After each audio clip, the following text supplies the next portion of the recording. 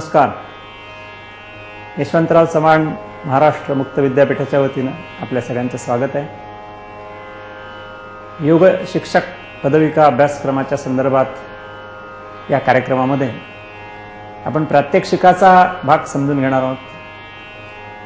या प्रात्यक्षिकामध्ये योगासनं, प्राणायाम, शुद्धिक्रिया,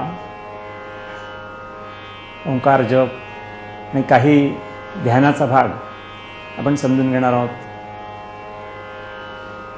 आमचे काही साधक आपल्याला या प्रक्रिया करून दाखवणार आहेत आणि त्यांना सूचना दिल्याही जाणार आहेत, त्याप्रमाणे ते करणार आहेत. आणि त्यामुळे साहजिकच कशा पद्धतीनं या सगळ्या प्रक्रिया करायच्या हे आपल्याला निश्चितपणे समजू शकेल आणि आपण सुद्धा त्यानुसार या प्रक्रिया योग्य पद्धतीने करू शकाल.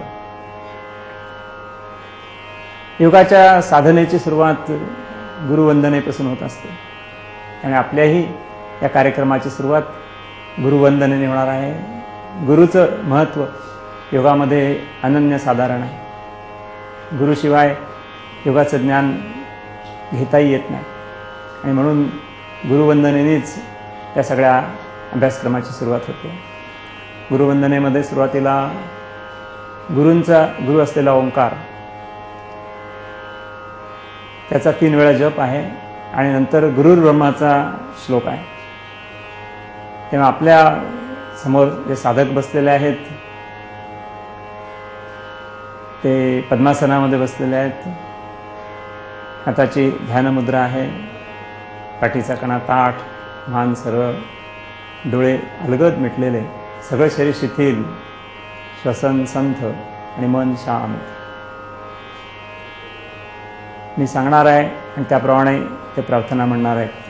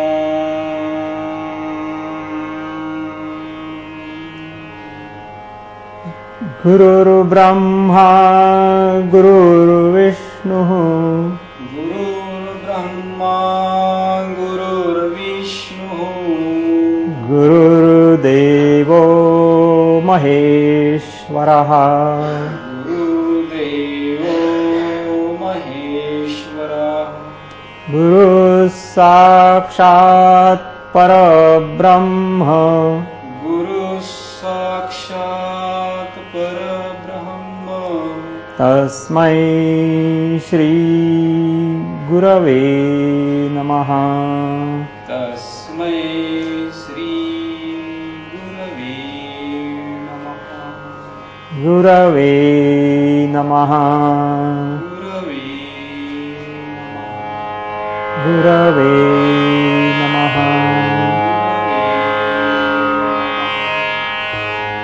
आता आपण वज्रासनातली काही आसनं पाहणार आहोत. म्हणजे वज्रासन ही त्यांची पूर्वस्थिती आहे. त्या सुरुवात आपण वज्रासनापासूनच करूया. वज्र हे खरं म्हणजे इंद्राचं शस्त्र आहे, पण या आसनाचा प्रत्यक्ष त्या शस्त्राशी काही संबंध नाही आहे. एक शरीराची भक्कम अशी अवस्था, अशा दृष्टीने त्याला वज्रासन असं नाव दिलं असेल.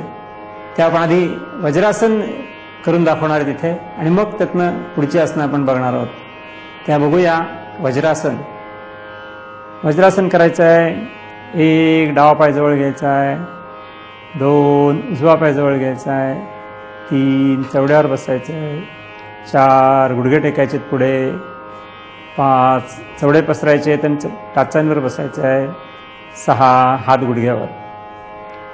ही वज्रासन स्थिती आहे. पाठीचा कणा ताठ, मान सरळ, दृष्टी समोर आणि मागे दोन्ही पायाचे अंगठे जुळलेले आहेत आणि टाचा पसरलेल्या आहेत आणि त्या पसरलेल्या टाचांच्या मध्यभागी बसलेल्या आहेत. अशा प्रकारचं हे वज्रासन आहे.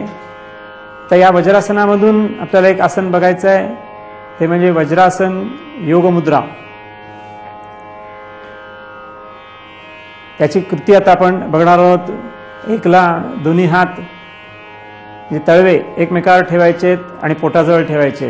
1 डाव्या तळव्यावर उजवा तळवा. श्वास घ्या. 2 श्वास सोडत सोडत पुढे वाकायचे आणि कपाळ जमिनीला टेकायचं आहे. 3 सावकाश खाली जायचंय. खाली जाईपर्यंत श्वास पूर्ण सुटलेला असतो. कपाळ जमिनीला टेकल्यानंतर श्वसन संथ चालू ठेवायचं आहे. हाताची कोपरं वरच्या दिशेने घ्यायची आहेत. श्वसन संथ चालू आहे. सगळं शरीर शिथिल आहे.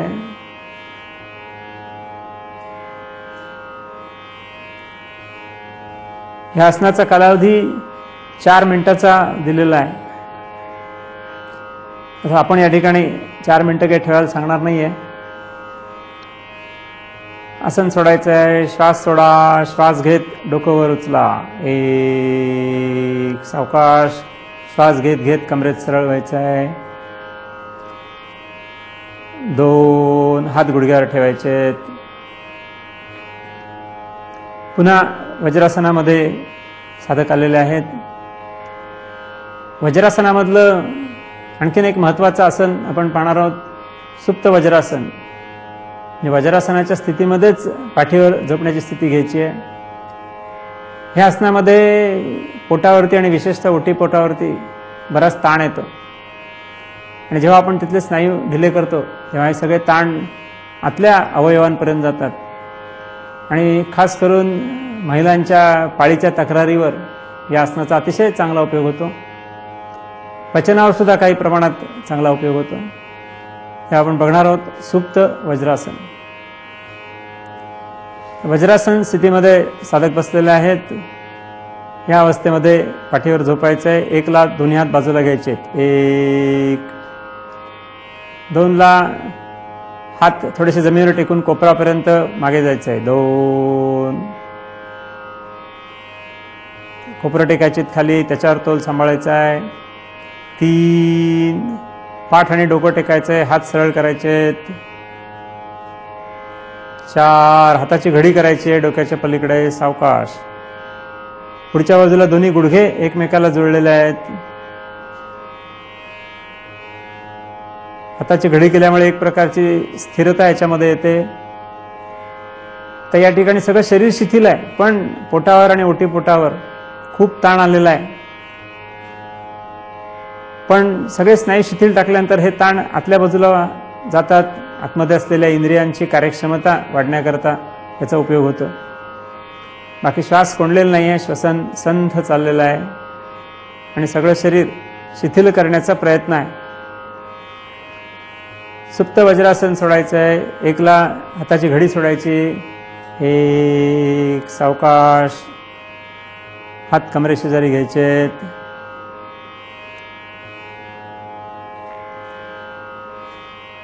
2 ला कोपरं किंचित मागे ओढून कोपराच्या आधाराने डोकं वर उचलायचं आहे. 2 3 ला पूर्ण बसायचं आहे. 3 4 हात गुडघ्यावरती.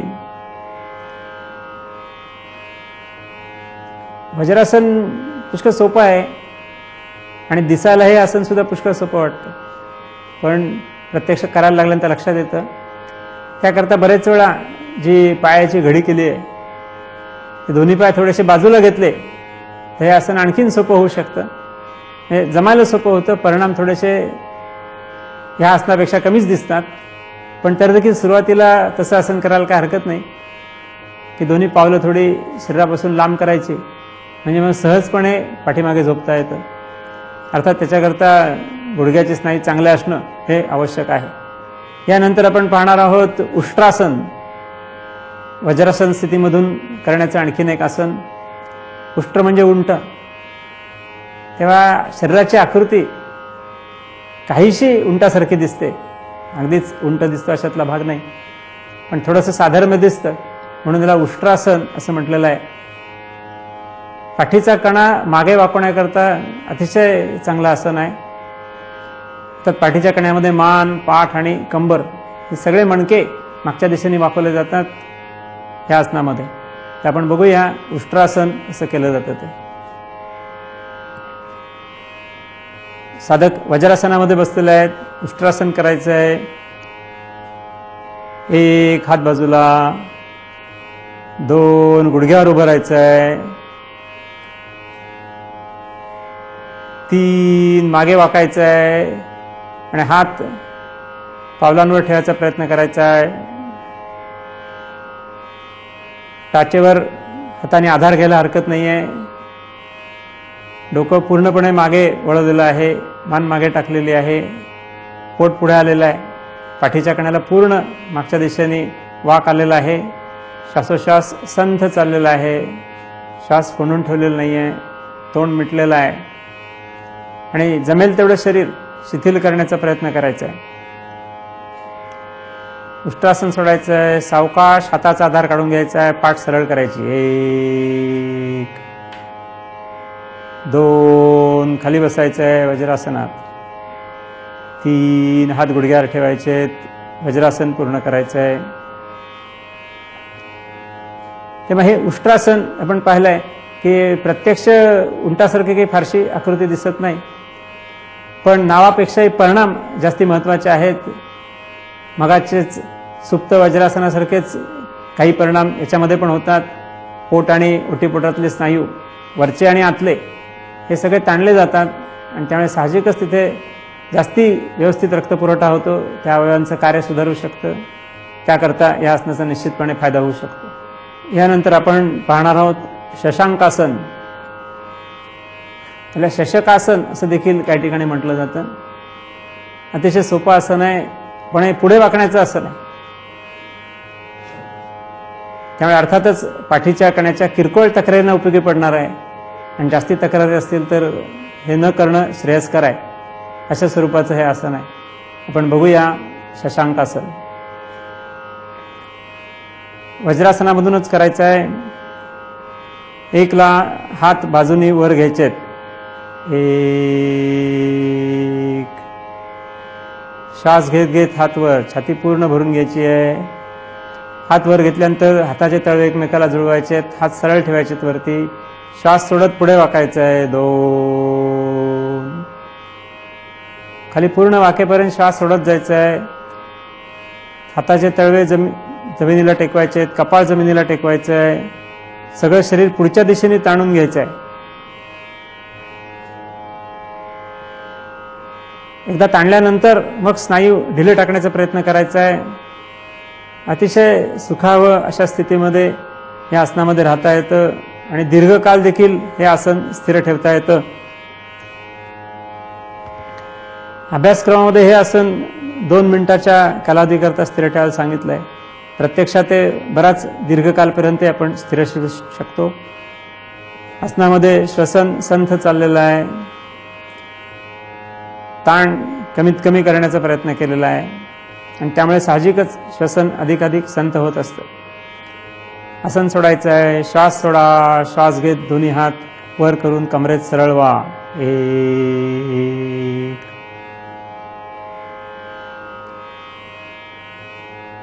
श्वास सोडत बाजूनी हात खाली घ्यायचे. 2 हात गुडघ्यावर ठेवून वज्रासनामध्ये यायचं आहे.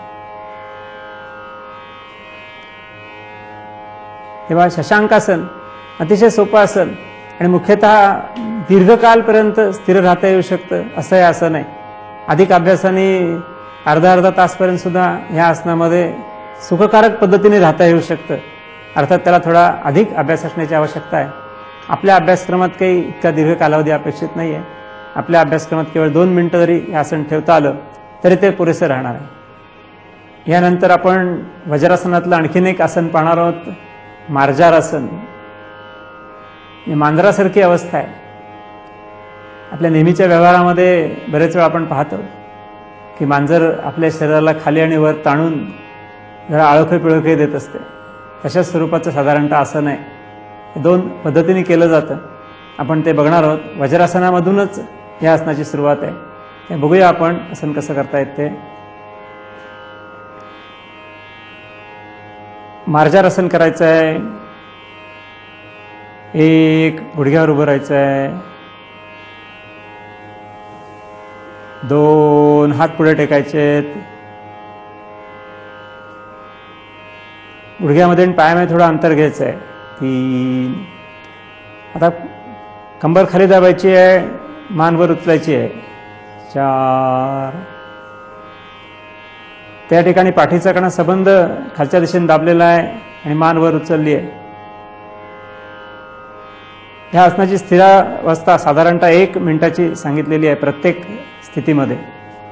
तर दुसऱ्या स्थितीमध्ये पाठ वर उचलायची आणि डोकं खाली घालायचं आहे. पाठ वर उचला, डोकं खाली घ्या.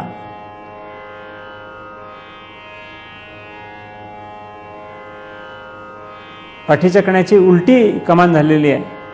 तेव्हा एकदा पाठीचा कणा खाली वाकलेला असतो, एकदा वर वाकलेला असतो. अशा दोन्ही अवस्था या आसनामध्ये घेता येतात. आसन पूर्ण झाल्यानंतर श्वसन संथ अर्थातच चालू ठेवायचं आहे. शरीरातले ताण कमी करण्याचा प्रयत्न करायचा आहे. सगळं शरीर शिथिल ठेवायचं आहे. त्यामुळे साहजिकच श्वसन पण संथ चालतं. तेव्हा आसन आता सोडायचं आहे. सावकाश पाठ सरळ करा, डोकं वर उचला, पाठ सरळ करा. 1, 2ला हात जमिनीवरनं वर उचलायचे आहेत, गुडघ्यावर उभं राहायचं आहे. 2, खाली बसायचं आहे. 3, पाय जुळवून घ्यायचे. 4, हात गुडघ्यावरती. पुन्हा वज्रासनी पूर्वस्थिती. त्या अशा प्रकारे वज्रासनामधनं निरनिराळी आसनं करता येतात. त्याची पूर्वस्थिती वज्रासन आहे म्हणून त्याला स्वतंत्र अशा या गटामध्ये वर्णन केलेलं आहे.